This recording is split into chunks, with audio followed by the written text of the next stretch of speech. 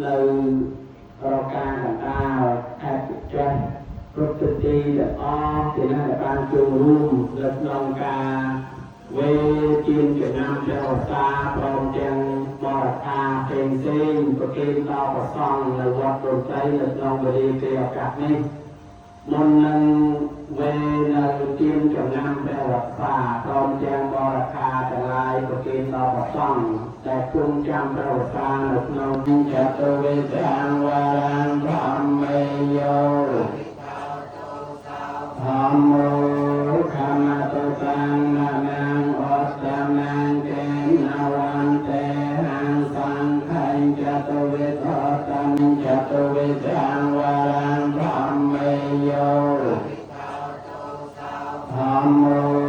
ខមតតាំងណាងអស្តាមាងកេណវន្ទេហੰសង្ឃัญចតុវេធតំ